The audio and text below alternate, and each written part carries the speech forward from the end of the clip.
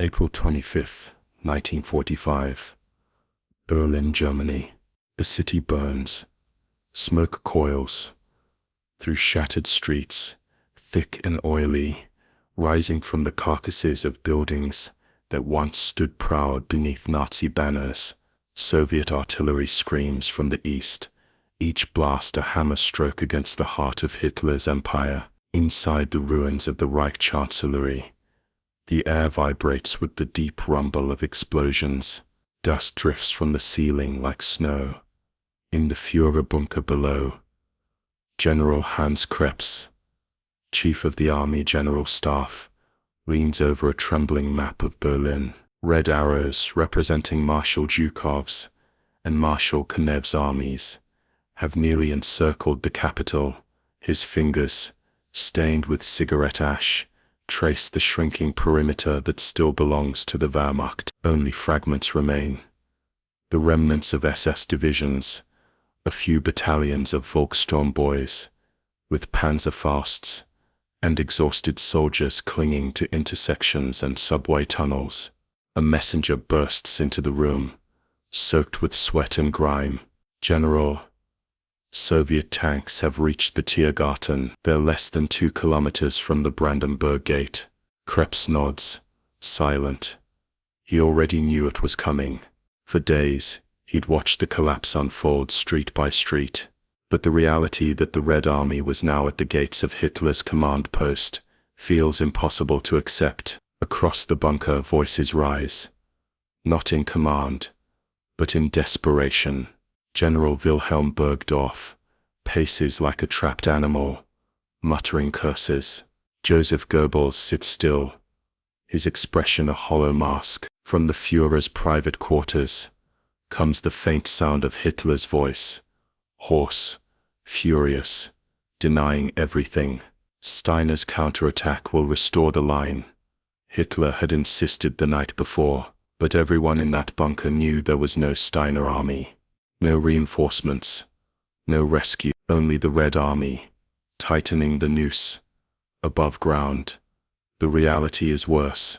The smell of smoke and cordite hangs heavy over the city. Entire neighborhoods lie flattened. Civilians huddle in basements, clutching children as the walls shake. The thunder of Soviet Katyusha rockets fills the air, a rising howl that ends in a storm of fire. A German lieutenant, his face blackened with soot, drags his men through the rubble of Unter den Linden. "Hold this position," he shouts. But half his platoon is gone. His radio operator lies dead beside a broken field set. Their orders come no longer from command, but from instincts. Survive another hour. At the Reichstag, a once symbolic fortress of the German state, Soviet soldiers press forward through sniper fire. They are veterans hardened by Stalingrad and Kursk, men who've marched thousands of kilometers for this moment. For them, Berlin is not just a city, it is vengeance. Inside one shattered apartment building, a Soviet sergeant shouts in Russian, "For my brother, for Leningrad," before charging across an open courtyard. The rattle of a German MG-42 answers him. The sergeant falls, but his comrades surge forward, bayonets glinting through the smoke. By nightfall, the Soviet artillery grows silent for only a moment. Then, a deeper, heavier barrage begins. The final assault on the city center has begun. Back underground, Hitler meets with his generals in the dimly lit conference room. His right hand trembles violently, his face pale. A portrait of Frederick the Great hangs crooked on the wall behind him. "Berlin will never fall," he growls. "We will fight to the last man." No one answers. Krebs exchanges a glance with Burgdorf. Both men know what their leader refuses to admit. The Third Reich, the empire that once stretched from the Atlantic to the Volga, now exists only in the desperate fantasies of the bunker's wall. Above them, Berlin's nights glow red, a dying fire consuming the heart of Hitler's war. And as the Soviets close in, even the most loyal officers begin to wonder, was this all for nothing? The answer is coming, with the thunder of tanks and the roar of vengeance from the Section 2. The encirclement tightens. April 27, 1945. The city is no longer a city. It's a furnace. Every hour, the front lines creep closer to the center of Berlin. Soviet tanks grind through streets that were once paraded by Nazi banners. The marble facades of government buildings are now pocked with shell craters, their windows blasted out. The smell of burning oil, wet brick, and decay fills every breath. General Helmuth Weidling, commander of Berlin's defense, stands before a tattered operations map inside a makeshift command post near the Bendler block. His uniform is coated in dust. The map is meaningless now, dotted with markers that represent units that no longer exist. A captain reports, voice shaking, "The 9th Parachute Division is gone, sir. They fought near Tempelhof Airport. No survivors." Weidling nods, barely blinking. "Then there is no southern defense." He looks down at the map again. Red arrows everywhere. "Tell the others to fall back to the city center. We'll form a last perimeter around the Reich Chancellery." Outside, Soviet artillery rains down. Entire blocks vanish in a roar of fire. Civilians stagger through the wreckage, clutching whatever they can carry. Old men with armbands, the Volkssturm, drag crates of ammunition through the smoke, coughing as debris rains from collapsing buildings. Boys of 15 carry rifles too heavy for them, their faces blank with exhaustion. To the east, Marshal George A. Zhukov stands atop a captured Panther tank, watching through binoculars as his men press deeper into Berlin. His coat flaps in the cold wind as he shouts to an aide, "No more pauses. The Reichstag must fall within days." His rival, Marshal Ivan Konev, attacks from the south. Both Soviet commanders race to claim the final victory, their divisions fighting not just for Berlin, but for history.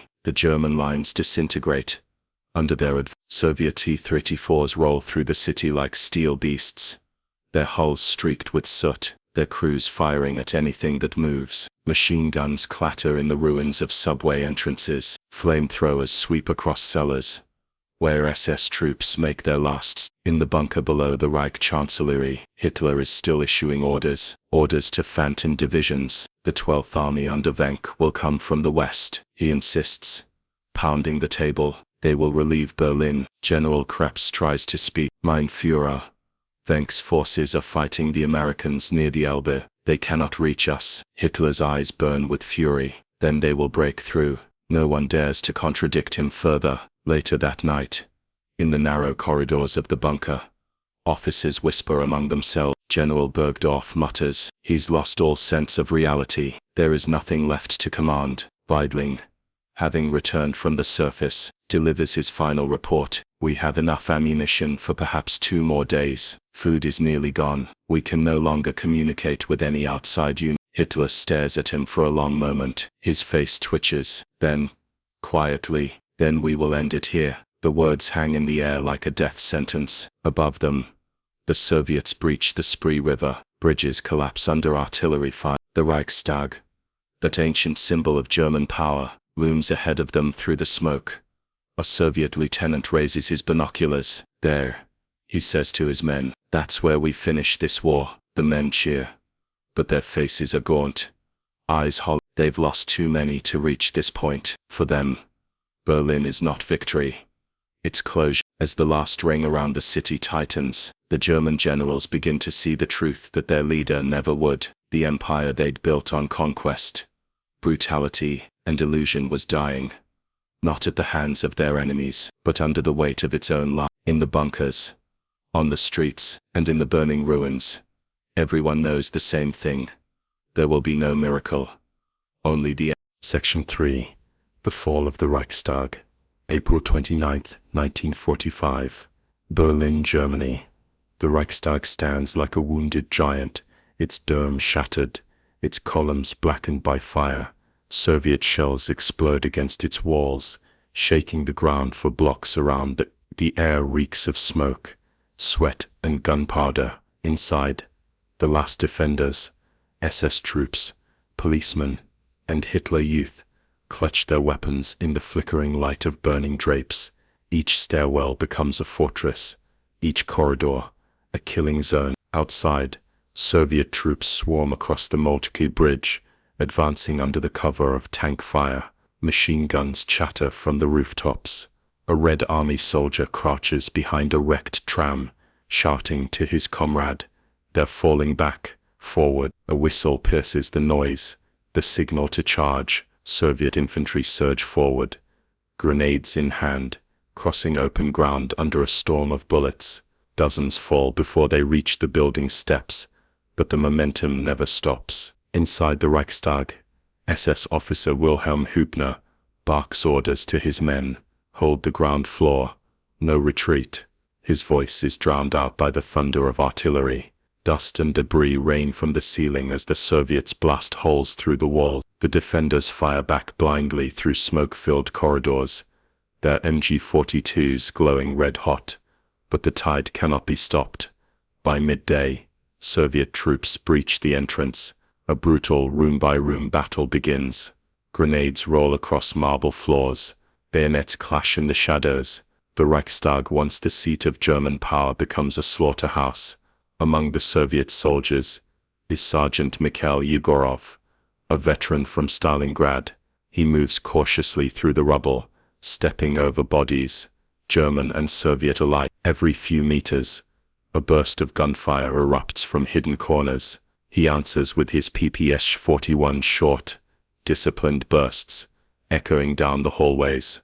Then comes the cry from behind him, "Comrade Yegorov!" The roof. He looks up through a hole in the ceiling. Sunlight pierces the smoke. Above them, the dome still stands. The order is clear. Raise the flag. At 10:30 p.m., as flames light the night sky, Yegorov and his comrade Melitang Kanteria climb the shattered staircase.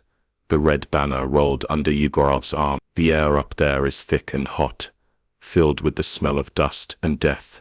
Tracer fire zips past as snipers continue to fight from the shadows. Each step feels endless. Each breath burns. Finally they reach the roof. Below them, Berlin burns in every direction, a sea of fire stretching to the horizon.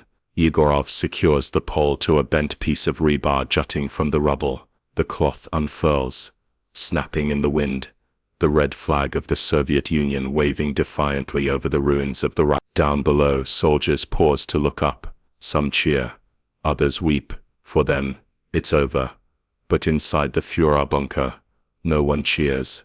That same night, deep underground, Adolf Hitler sits in silence. His face is pale, his eyes sunken. The news of the Reichstag's fall has reached him. He doesn't speak at first, only stares at the map.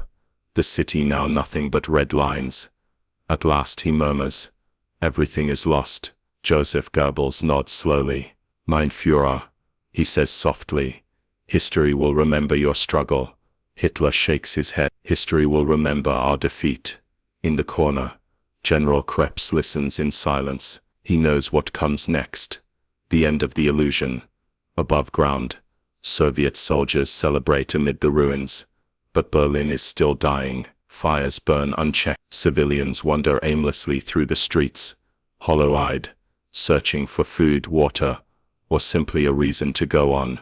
The empire that once promised 1,000 years has lasted just 12, and now, under a blood-red sky, even its architects begin to see the truth. No amount of loyalty, fanaticism, or faith can stop the judgment of history. Section 4. The Death in the Bunker. April 30. The day begins with silence. An eerie calm beneath the ground while the city above still burns. In the Führerbunker, time feels suspended. The concrete walls hum faintly with the distant rumble of artillery. The lights flicker, dust drifting down from each concussion. Adolf Hitler sits at the head of a long, narrow table. In his private study, his once impeccable uniform is wrinkled, stained with sweat. His left hand trembles uncontrollably. Before him lies a pistol, a 7.65mm Walther PPK, and a small cyanide capsule, resting in a porcelain dish. Across from him, Eva Braun smiles faintly, her face pale but calm. She wears a simple blue dress. They have just finished a meager breakfast, tea, dry bread, and a few biscuits. Outside the room, General Bergdorf and General Krebs stand at attention, waiting, saying nothing. Hitler speaks at last. voice thin and flat. We will not give them the satisfaction of parading us through Moscow like animals. Krebs lowers his head. Yes, mein Führer. The faint echo of battle above grows louder. Tank guns. The bark of automatic fire. The steady boom of artillery. The Soviets are now only a few hundred meters away. At 2:30 p.m., Hitler retires to his private quarters with Eva. The door closes quietly behind them. Those who remain, Goebbels, Barmann, and the staff stand in silence. The air feels heavy, expectant. Minutes stretch into eternity. Then, a sharp sound. A single gunshot cracks through the bunker. Everyone freezes. Goebbels closes his eye. Barmann nods to Hitler's aide, Otto Günscher, who opens the door. Inside, the smell of gunpowder hangs thick in the air. Hitler lies slumped on the sofa, his pistol fallen to the floor. A dark stain spreads across the carpet. Eva Braun sits beside him, motionless, the faint odor of bitter almonds in the air. Cyanide. No one speaks. The myth that held a nation captive for 12 years dies in that small, dimly lit room. Outside, the bombardment continues, relentless, merciless. The Soviets have no idea yet that their enemy is gone. They keep firing, advancing through the ruins toward the Chancellery Gardens. At 3:00 p.m., Hitler's body is carried up the narrow staircase to the courtyard. The air outside is filled with dust and the whine of shells. His aides pour gasoline over the bodies, then light them. Flames roar to life, consuming the corpses as explosions echo in the distance. The man who promised to rule the world now vanishes into smoke. Krebs watches in silence, his face blank. It's over, he whispers, but Goebbels shakes his head. No, he says softly. The idea will live on. Yet even he knows the truth. The idea is burning with the body. Inside the bunker, panic begins to spread. Secretaries, officers, and guards argue in the corridors, some wanting to surrender, others planning to flee through the sewers. The once disciplined command center descends into chaos. In the corner office, General Weidling scribbles his final message to the Soviets, offering surrender. He knows it's the only way to stop the pointless dying, but for many, it's too late. In nearby rooms, SS officers take their own lives. Cyanide capsules crack between teeth. Gunshots echo again and again, muffled by the concrete walls. Above ground, the Soviets breach the chancellor. They fight through the garden, unaware that the man they came to capture is already ash. As night falls over the smoldering ruins, the banner of the Red Army flutters over the Reichstag dome, a symbol not just of victory, but of retribution. And beneath their boots, in the silence of the bunker, lies the ghost of a fallen empire. The war is not yet over, but the Reich is dead. Section 5. The Surrender of Berlin. May 1st, 1945. Berlin, Germany. The sun rises over a dead city. Smoke veils the sky, turning the dawn into a gray blur. The smell of ash, blood, and diesel hangs thick over the ruins. Entire districts lie flattened, streets reduced to rubble, tram lines twisted like wire, corpses buried beneath the debris. For the first time in days, the thunder of Soviet artillery has lessened. The guns are not silent, but the rhythm has changed. Not the pounding of destruction, but the tightening of a noose. Deep beneath the ruins, in the Führerbunker, word spreads like wildfire. Hitler is dead. The remaining officers gather in the conference room, their faces ashen, their eyes hollow. Joseph Goebbels, now acting chancellor, stands at the head of the table. The Führer is gone, he says quietly, but we continue in his name. No one believes him. Weidling steps forward. Minister Goebbels, the situation is hopeless. The Soviets are in the city center. We must surrender, for the sake of the civilians, for the wounded. Goebbels stares at him coldly. Surrender is treason. A pause, long, suffocating. Then Weidling replies, treason, against what? There is no Reich left. Outside, in the devastated streets, Soviet units push toward the chancellery. They move cautiously, Clearing each building, German resistance has collapsed into pockets of confusion, small groups firing from basements or rooftops before vanishing into smoke. A Red Army tank lumbers through Wilhelmstrasse, its tracks grinding over debris. From a shattered window, a lone German sniper fires one last shot and is immediately silenced by a burst from a DP-27. The war, here at least, is measured not in victories, but in how long men can keep dying. At noon, Goebbels makes his final speech to those left in the bunker. His voice is calm, resigned. The world will curse us, but we have fulfilled our duty. Then he returns to his quarters with his wife, Magda. Their 6 children are asleep, drugged with morphine. Within the hour, they are gone, killed by their mother, before she and Goebbels take their own lives. The bunker is now a tomb. In the streets above, Weidling gathers his officers for the last time. "Gentlemen," he says, his voice trembling, "I will speak with the Soviets. It is finished." That afternoon, under a white flag, Weidling crosses the lines near the Potsdamer Platz. He is escorted through the wreckage to Marshal Vasily Churyakov's command post. The Soviet general looks up from his map, surprised to see the German commander standing before him. "I have come to negotiate the surrender of Berlin," Weidling says quietly. Churyakov studies him for a long moment, then nods. "Your city has suffered enough." At 3:00 p.m., the guns begin to fall silent one by one. Orders ripple through the shattered divisions. "Cease fire." In the ruins, soldiers lower their weapons. Some collapse in relief. Others weep. A few still fire at shadows, unwilling to accept the truth. The battle for Berlin, the last great fight of the European war, is over. Soviet troops move cautiously into the city center, rounding up prisoners. The sheer devastation stuns even them. "So this is the capital of the Reich," one mutters, staring at the craters, the corpses, the silence. "It looks like hell." Inside what remains of the Reich Chancellery Garden, the ground is scorched black. Soviet soldiers find burnt remains, the twisted metal of pistols, fragments of bone. They don't know whose they are, and perhaps it doesn't matter.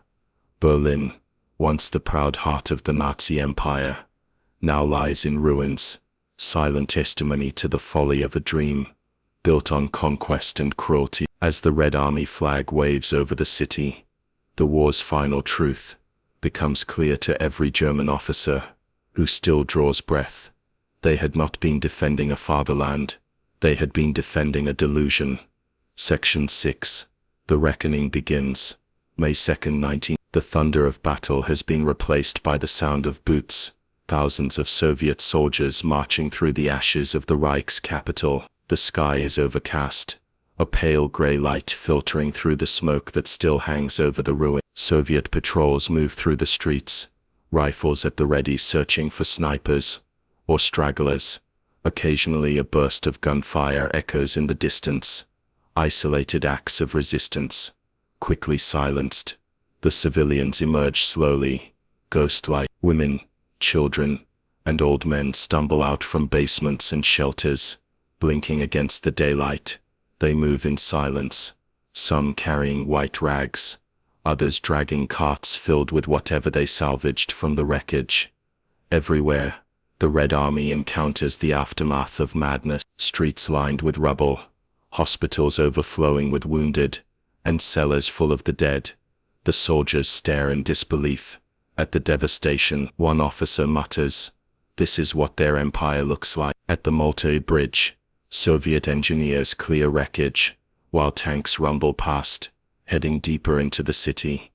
Alongside them, march columns of German prisoners, generals, officers and soldiers alike, their faces blank with exhaustion and shame.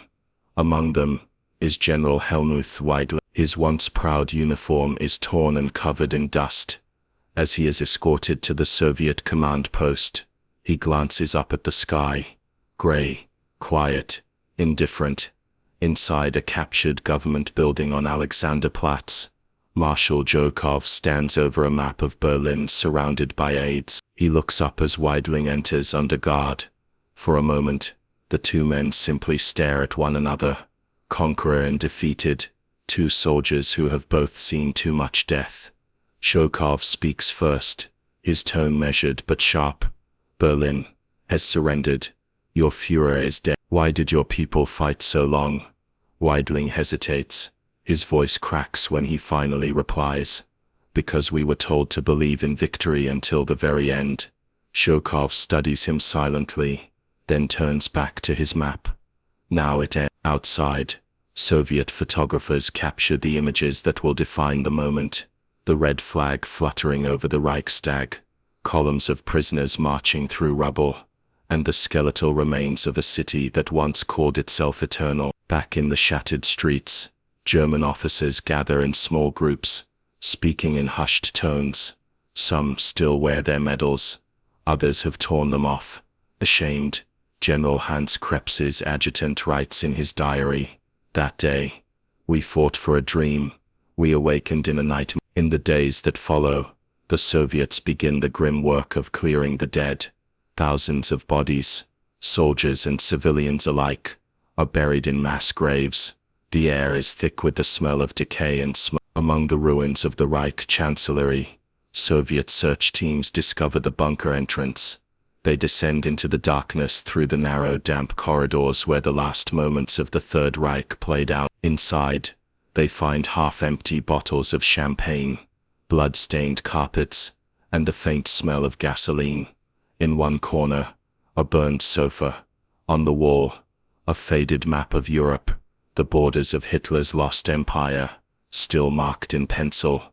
The soldiers stare in silence. For them, this is not just victory, it is justice.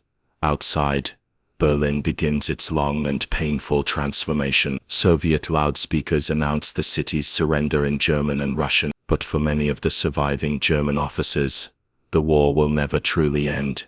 They walk through the ruins, surrounded by the ghosts of the men they led to destruction, haunted by the realization that all their loyalty and sacrifice had built nothing but ashes. One officer writes in his journal, "Before being taken away to captivity, we believed we were fighting for our nation's future. But when the Russians came, we saw the truth. We had been fighting for the death of Europe." The Soviet soldiers don't bother to argue. They simply watch the defeated Germans march away into the grey morning, past the wreckage of the Reich they'd sworn to defend. And as the red flag flutters over the city, Berlin, the city of triumphal parades and fanatical speeches, has become a graveyard for the dreams of a generation. Section 7. The Collapse of the General's Illusion. May 3rd, 1945. The outskirts of Berlin. The war is over, at least in Berlin, but the German officers who once ruled half of Europe now sit behind barbed wire fences, under grey skies, waiting for the reckoning. Rows of captured generals and colonels huddle in a makeshift Soviet camp near Karlshorst. Their boots are gone, their faces unshaven. They speak little. In the corner of the tent, General Helmuth Weidling sits alone, staring at his hands. The once confident commander, who orchestrated Berlin's final defense, now looks decades older. His eyes are hollow, not from fear, but from understanding.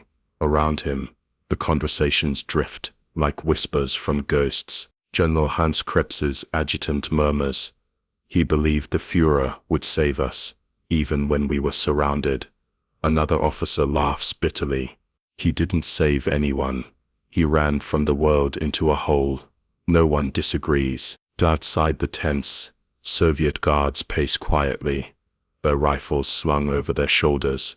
They are young, many barely 20, but their faces are hard, their eyes old. They've seen the ruins of Stalingrad, Smolensk, Warsaw. They know what these men's victory cost their homeland. One guard spits into the dirt and mutters, "Now they understand." Inside the camp, a Soviet interpreter reads out the list of officers who will be interrogated that day. The names sound hollow against the wind: Bergdorf, Monke, Rayman, Mohammed. Each of them once commanded thousands, now they line up quietly, stripped of rank, waiting for questioning. For many it is the first time they've been forced to confront the truth. Not the slogans, not the propaganda, but the simple, devastating reality. When a Soviet major asks Weidling, "Why did your Führer refuse to surrender?" he answers slowly, choosing his words with care. He couldn't imagine a world without him in it. The major nods. And now you must imagine one. In the following days, word spreads that the war in Italy is over, that German forces in the north are collapsing, and that Admiral Dönitz, Hitler's chosen successor, is negotiating unconditional surrender. The Third Reich exists now only on paper, its final act playing out in a few scattered corners of Europe. For the generals trapped in Berlin, there is no defiance left, only reflection. At dusk, as the sky burns orange through the lingering smoke, a group of captured officers sit around a barrel fire. The conversation turns to what they fought for. "We told ourselves it was for Germany," one says quietly. "It wasn't," another replies. "It was for him, for his madness." No one argues. From the nearby ridge they can see the city, or what's left of it. Berlin is nothing but ruins now. Entire districts are flattened, and the air still smells of charred stone and death. The great boulevards of the capital, Unter den Linden, Wilhelmstrasse, the Tiergarten, are littered with burned-out tanks, and the twisted wreckage of trucks. It is as if the very earth itself has turned against the empire. General Weidling closes his eyes and whispers to no one in particular, "We should have stopped him when we still could." The younger officers look at him in silence. They had grown up in that world. The parades, the promises, the iron will of the Führer. They believed they were invincible. Now they sit among ashes, facing a future they can't yet comprehend. That night, a Soviet loudspeaker echoes through the camp. Germany has capitulated in the north and west. The war is ending. The words drift through the darkness, carried on the wind, settling over the prisoners like a cold shroud. For the first time, many of them begin to weep, not for the Reich, but for the truth they refused to see until it was too late. They had followed a man who led them to ruin. They had defended a cause that devoured its own children. And now as the Red Army marches through their capital, they finally understand what the soldiers in Stalingrad, the villagers in Ukraine, and the prisoners in Poland had known for years. The empire they built on blood and pride was destined to end in ashes. Section 8. The Ghosts of Victory. May 7th, 1945. Berlin, Germany. The guns are silent. The war that once engulfed the world has ground to a stop. Across the ruins of Berlin, Soviet patrols move through the quiet streets, their boots echoing where once goose steps thundered in parades. The Reich is gone, its symbols torn down, its leaders dead or in chains. But the silence is uneasy. The city is not at peace, it is merely exhausted. In what remains of the Reich Chancellery, Soviet officers sort through piles of papers and burned documents. The stench of smoke still hangs heavy in the air. On a scorched desk, a photographer carefully adjusts a camera tripod, capturing the room where Hitler made his final stand. The walls are pocked with bullet holes. The map of Europe lies in tatters on the floor. "Here," one soldier says softly, pointing to the wall where the swastika once hung. "This is where their madness ended." Outside, Red Army engineers work among the rubble, clearing mines and removing bodies. Civilians wander through the ruins in search of food and shelter. Children play with empty shell casings, too young to understand what has happened. The sound of church bells drifts faintly through the smoke, the first time they've rung in Berlin in months. Among the ruins near the Brandenburg Gate, a Soviet war correspondent writes in his notebook, "The Germans called it their eternal capital. I am standing in its grave. But for the victors too, there is no triumph without pain." Thousands of Soviet soldiers lie buried under the same rubble they fought to conquer. For every flag raised, 100 comrades have fallen. Marshal Zhukov walks slowly through the ruins of the Reichstag, his cap in his hand. The red banner still flutters above, tattered but proud. Around him soldiers salute, but he only nods, his face unreadable. "It is over," he says quietly. "Now we count the cost." The cost is everywhere, not just in the cities, but in the hearts of those who survive. In the makeshift hospitals of Berlin, German doctors treat both civilians and soldiers, their supplies nearly gone. The wounded fill every hallway, the groans of pain mingling with the low hum of voices. A nurse bandages a young Soviet private who lost his leg in the final assault. He grips her hand and whispers, "It's finished now, yes." She doesn't answer. That night, under the broken skyline, Soviet soldiers light fires in the streets.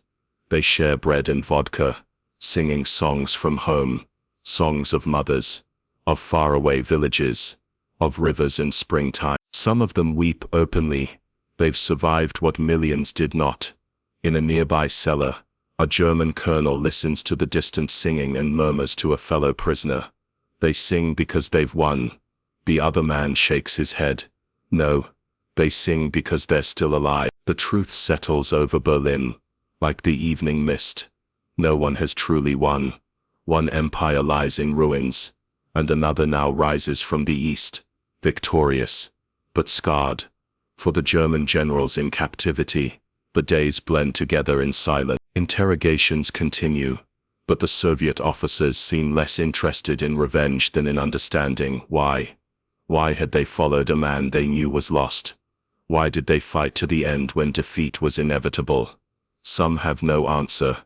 Others insist they had no choice. But beneath the justifications, one truth becomes clear. The real enemy had not been foreign armies. It was their own blindness.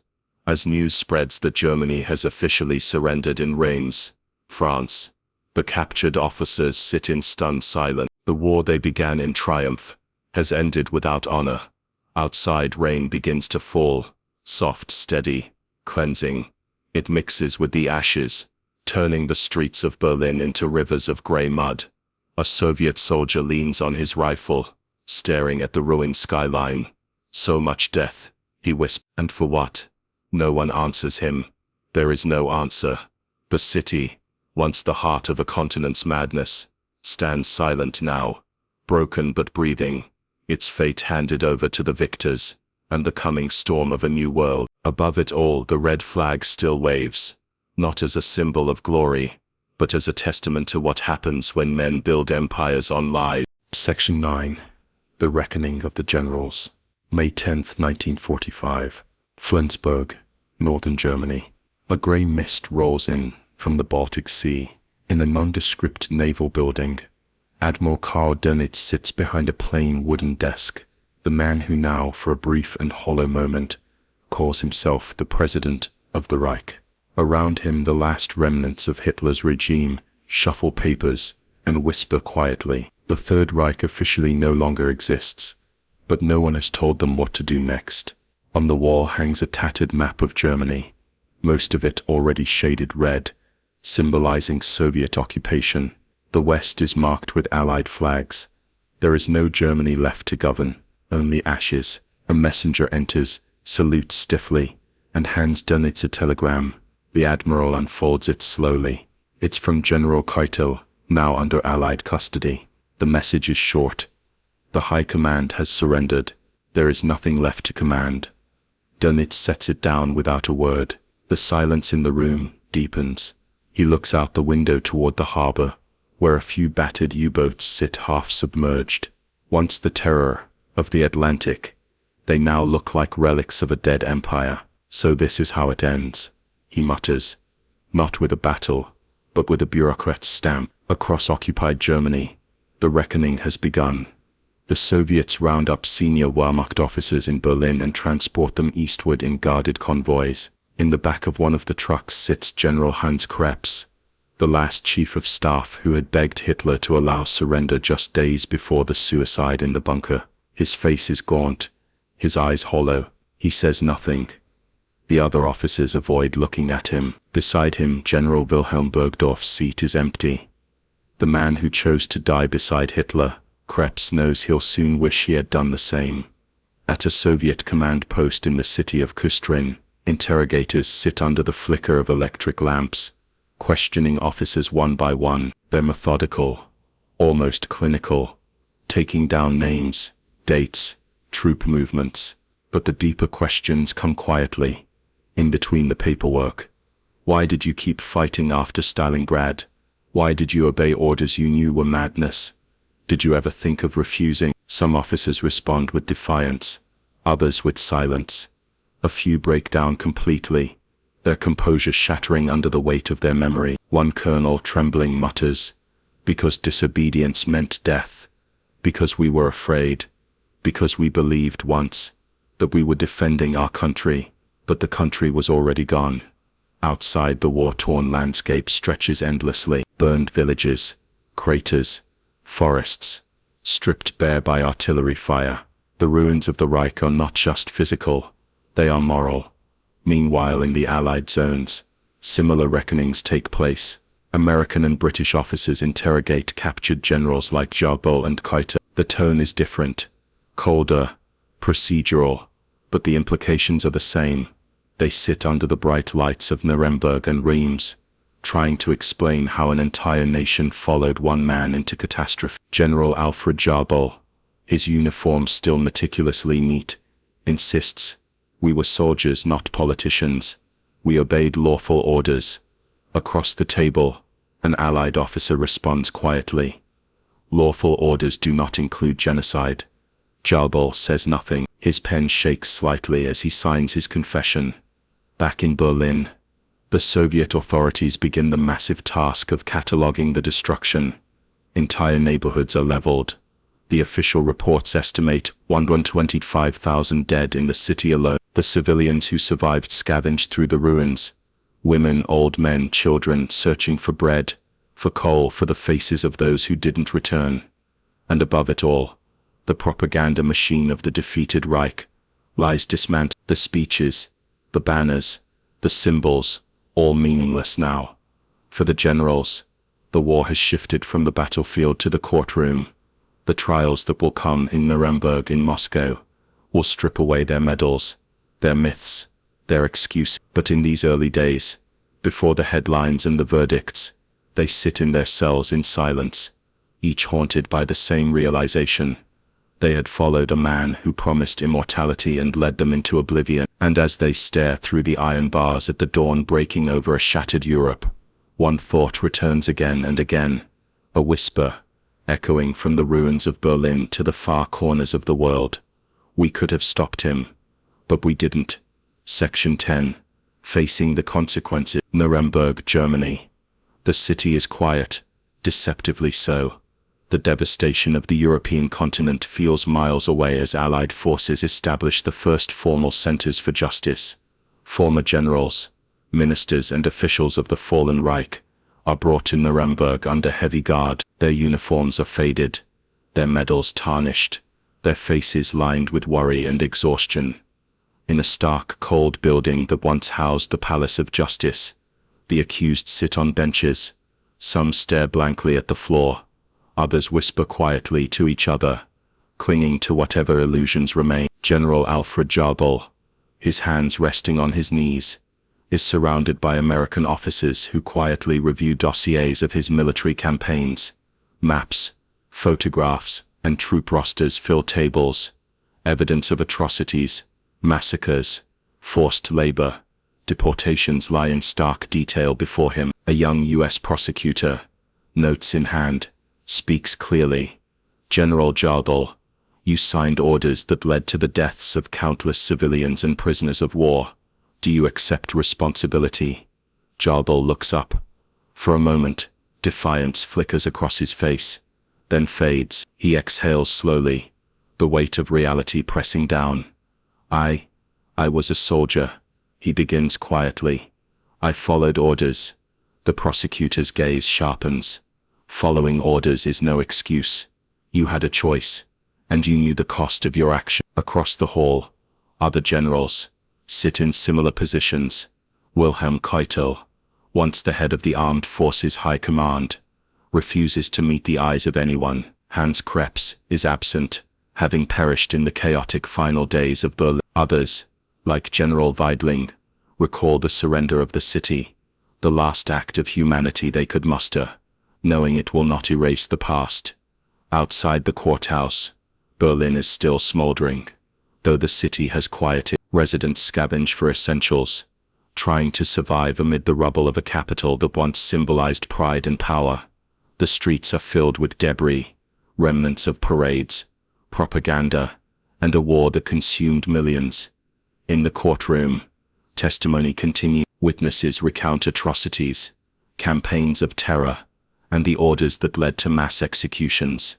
The generals listen, silent, faces drawn, as the scope of their complicity becomes impossible to deny. A senior German officer mutters to a fellow prisoner, "Until now I told myself we fought honorably, that we defended our homeland. But there is no honor in this. Not anymore." The halls of Nuremberg are cold and echoing, but within them lies a pivotal moment. The first time the full truth of the Third Reich is formally confronted.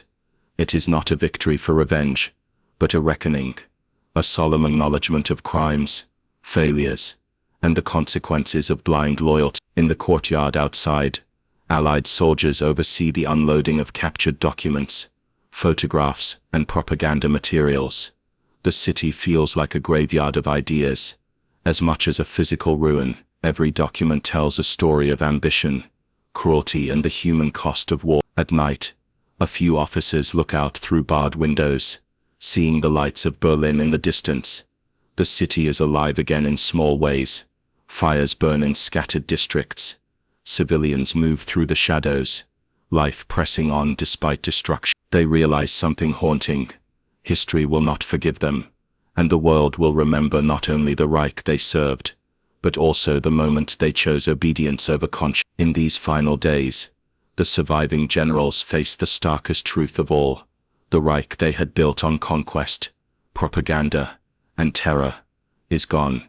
Their power, their prestige, and their illusions are ashes, and no title, no medal, no defense will undo the consequences of the choices they made. The trial is just beginning, but the sentence, the moral and historical reckoning, has already been rendered. The empire is gone. The generals are left to confront, not an enemy on the battlefield, but the legacy of their own action. And in the streets of Berlin, beneath the grey skies and the ruins of monuments, the city begins its slow, painful journey toward life, a life forever shadowed by the ghosts of the fallen Reich. Section 11. Reflections on a Fallen Empire. May 20th, 1945. Berlin, Germany. Berlin's streets are quiet now, not with peace, but with exhaustion. The remnants of the Red Army patrol through alleys, clearing rubble and tending to the wounded. Smoke still rises from piles of charred buildings, and the air carries a bitter tang of soot and decay. Inside the prison camps and courtrooms, German officers sit in stillness. Some stare at the walls, haunted by images of the war. The faces of the men they commanded, the civilians caught in the crossfire, the cities destroyed under their orders.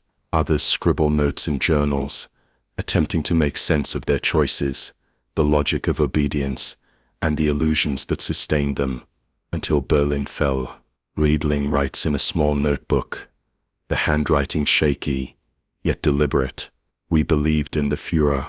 We believed in the Reich. Now, all that remains is ash and regret. Perhaps history will judge us, perhaps not, but the truth is unbearable. We could have ended this sooner. Across the city, former civilians wander through the ruins, searching for food, for belongings, for remnants of a life that no longer exists. Children play among the rubble, their laughter oddly bright against the grey landscape, a fragile reminder that life continues, even amidst devastation. Soviet officers oversee reconstruction efforts. Factories and homes are cleared, streets partially reopened, but Berlin is a city hollowed out, scarred both physically and psychologically. Each step through its streets is a step over history, over shattered ideals, lost lives, and the empire that once seemed invincible. In Nuremberg, Preparations continue for the formal trials of the surviving generals.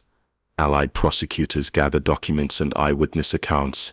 Every file, every testimony, serves as a mirror, reflecting the scope of the atrocities, the fanaticism, and the choices that led to Germany's ruin. The generals themselves sit quietly in their cells, contemplating the irony.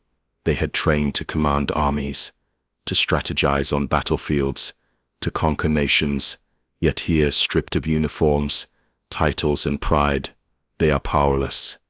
They face a new reality, judgment, not from armies, but from the world's conscience. One officer whispers to his neighbor, "Perhaps this is the only victory that matters, the truth." Outside, Berlin slowly awakens from its nightmare. Markets reopen in makeshift tents. Water flows again through a few streets. Survivors rebuild not for glory, but for survival, for memory, for the future that the Reich had promised, but never delivered. From the east, the sun rises over the ruin. Its light glints off broken glass, scorched metal, and the scattered banners of both the fallen Reich and the victorious Red Army. The city breathes again, tentative, but alive. In their cells, the German generals reflect on the journey from hubris to ruin. The lessons are harsh. Loyalty without judgment leads to catastrophe. Power unchecked leads to destruction, and blind belief in a leader can destroy not only nations, but the men who serve them. Riedling closes his notebook and looks out the barred window at the city he once defended. "We fought to the end," he murmurs, "but the end came anyway, and we were powerless to stop it." Berlin, scarred but enduring, becomes a living testament to both human folly and resilience. The Reich is gone. Its leaders face the consequences, and history will remember both the destruction they wrought and the truth they refused to see until it was too late.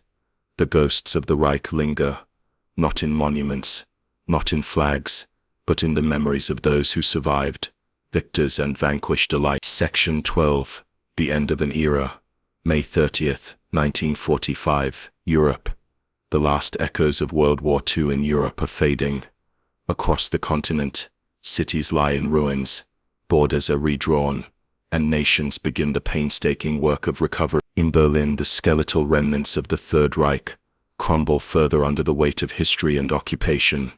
In the holding camps, the remaining German generals sit quietly. Their days are now filled with reflection, interrogations, and the occasional visit from Allied officers documenting the final collapse of the regime they once served. Helmuth Riedling, once the proud defender of Berlin, walks the camp with slow, measured step. His uniform has long been stripped from him. Replaced by the drab clothing of a prisoner, he carries with him only memories of orders given, battles fought, and lives lost. The reality is undeniable. The Reich they fought to preserve no longer exists. Hitler is dead. Goebbels is dead. The cities they swore to defend are burning no more. But the destruction remains. For the officers, the truth is unrelenting.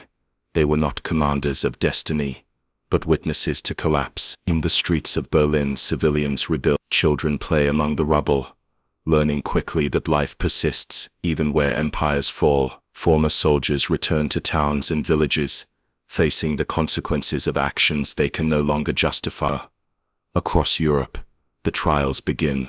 Nuremberg, Moscow, and other tribunals set the stage for justice. Those who survive the purges, interrogations, and imprisonment will be judged, not just for their roles as military leaders, but for their moral choices. The surviving German officers write letters, diaries, and reports, attempting to reconcile their service with the devastation left in its wake. Many confess quietly. They believed in a cause that never existed, a future that was an illusion. Their courage on the battlefield is overshadowed by their failure to see the truth when it mattered most.